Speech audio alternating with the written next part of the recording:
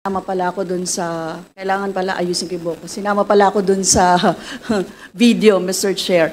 In anticipation of the next series of Quadcom hearings next year, yun po sana yung gusto naming sabihin, no? Inaantabayanan kasi itong mga ginagawa natin sa Quadcom. Milyon-milyong tao ang nanunood, parang Netflix series na nga sa kanila, Mr. Chair. Nagsi-season na nga sila. Ano na daw season ang ating gagawin, ano? Mr. Chair, libo-libong buhay ang ninakaw at libo-libong pamilya ang sinira ng madugong gyera kontra droga ni dating Presidente Duterte. Libo-libong tao ang hindi niya binigyan ng pagkakataon para sa due process at matamasa ang karapatang dapat na nakukuha. Nadamay rin ang inosenteng mga bata na may maganda at makulay pa sanang kinabukasan, ngunit lahat ng ito ay sinira ni dating Pangulong Duterte. Sabi ni dating Presidente Duterte, encourage the criminals to fight. Encourage them to draw their guns. Yan ang instruction ko. And the only way na hindi kayo makulong and to justify the killing is bigyan mo talaga ng panahon na lumaban. Yan po ang sinabi niya. Nanlaban kaya pinatay. Ito ang sinasabi ng mga kapulisan sa pagpatay ng mga umano'y sangkot sa war on drugs. Dagdag pa rito, maraming kaso na hindi nagpapakita ng search warrant o warrant of arrest ang kapulisan. O kaya'y nagpapakita ng search warrant pero pagkatapos na ng operasyon. Basta na lamang sisipain ang pinto at papasok sa bahay. Sasabihin na dumapa, ihihiwalay ang ibang kapamilya, saka papatayin ang hinihinalang sangkot sa droga. Pagkatapos, walang investigasyon na mangyayari at hindi mapapanagot ang pulis na pumatay. Ito ang mga narinig natin mula sa mga kaanak ng mga biktima sa mga nagdaang Quadcom hearings. Pero Mr. Chair, hindi lamang sa mga biktima ng war on drugs natin nakita ang ganitong kalakaran. Noong March 5, 2021, sa isang meeting ng Joint National Task Force, Regional Task Force to End Local Communist Armed Conflict sa Cagayan de Oro, sinabi ni dating Pangulong Duterte, I've told the military and the police that if they find themselves in an armed encounter with the communist rebels, kill them. Make sure you really kill them and finish them off if they are alive. Forget about human rights. That's my order. I'm willing to go to jail. That's not a problem. Yun po ang sinabi niya.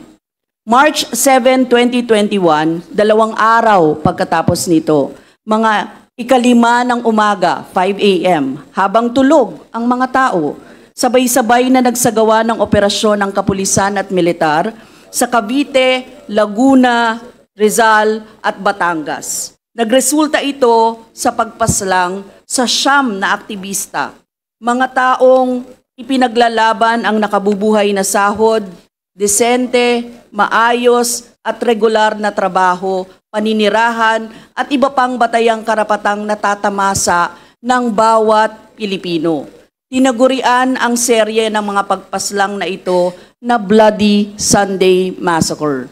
Mr. Chair, noong nangyari ito, ang Philippine National Police Chief ay si Debold Sinas, habang ang isa sa mga Davao Boys na si Police Colonel Lito Patay ang kasalukuyang head ng PNP CIDG Regional Field Unit sa Region 4A noon. Sa ilalim din ng panunungkulan nila, nagkaroon ng malawakang pag-apply at pag-aproba ng search warrants, kung saan 42 sa 63 search warrants na na-file sa Manila RTC ay naaprubahan, habang 4 sa 9 na search warrants na na-file sa Antipolo RTC ay naaprubahan din. Sila ang parehong pulis na involved sa pagpapatupad ng war on drugs ni dating Pangulong Duterte, na mayroon ding malaking gampanin at pananagutan sa serya ng mga operasyon na kumitil sa 9 na aktivista at human rights defenders sa Timog Katagalugan.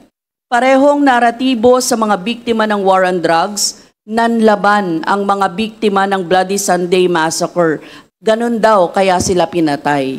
Nagpakita ng search warrant ang mga kapulisan at militar pero walang search na naganap. Bagkus, pagpatay ang agad nilang ginawa. May isang kaso pa na kinaladkad ang mga biktima sa address na nakalagay sa search warrant at doon sila pinatay. Hanggang ngayon, nananawagan pa rin ng hustisya ang kaanak ng mga biktima. Mamaya siguro, Mr. Chair, pakinggan natin ang mga kwento nila kasi narito po si Lizelle Asuncion, ang wife ni Manny Asuncion, si Rosenda Lemita, ang nanay ni Ana Marie Chay Evangelista at mother-in-law ni Ariel Evangelista. Pareho po silang biktima o pinatay noong Bloody Sunday Massacre. Mahalagang mapag-usapan natin ito sa Quadcom hearing kung paanong ang modus sa war on drugs ni dating Pangulong Duterte ay ginamit din sa extrajudicial killings sa mga taong ipinaglalaban lamang ang kanilang karapatan. Mahalaga rin na marinig ang kanilang boses at malaman ang kanilang mga kwento. Maraming salamat, Mr. Chair. Thank you, Congresswoman Brosas. After the manifestations, tayo po ay pupunta sa admin matters. But we will recognize Congressman Salvador Pleito for his manifestation. Please make it short. You are now recognized. Thank you, Mr. Chair. Mike silang, may very short statement as summary sa mga nabanggit ng ating mga chairman. Mr. Chair, honorable colleagues and distinguished guests, at the outset, let's give ourselves a very big round of applause for a heroic job well done. Although those who are against us, we receive sneers, mocking us, worse, insulting us, and cursing us. But majority of the Filipinos, Mr. Chair, especially those without access to right information, they are applauding us as well. Kung wala ang Quadcom, hindi malalaman ng taong bayan ang mga nangyari nung nakaraan sa mga pugo, ang walang pakundangan patayan sa extrajudicial killings.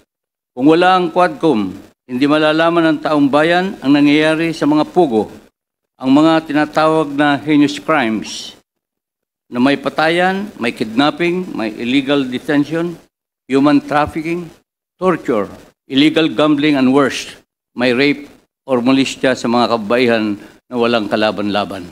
Kung wala ang Quadcom, hindi malalaman ng taong bayan, maraming dayuhan at may mga birth certificates pa na nagpapanggap na Pilipino na nagsasamantala sa ating mga kababayan. Sa dami na naganap at naging bunga ng ating masidhing pagtupad sa ating sinumpaang tungkulin, hindi ko na lahat may lahad ang mga bunga ng ating nagawa dito sa Quadcom at nasaksihan at napanood ng ating mga mahal na kababayan. But Mr. Chair, my honorable colleagues, let us not congratulate ourselves. But the honor is rightfully given to His Excellency, President Ferdinand Bongbong Marcos, when he personally directed in his SONA to end the operations of these POGOs and the illegal internet gaming licenses operations.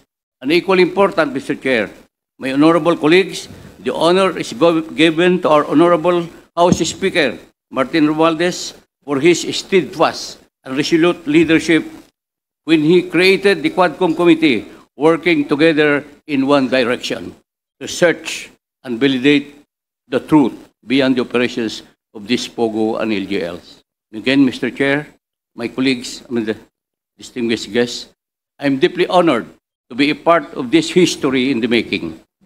Let history judge us on what we have done. Congratulations, mabuhay tayong lahat. Maraming salamat, Congressman Salvador.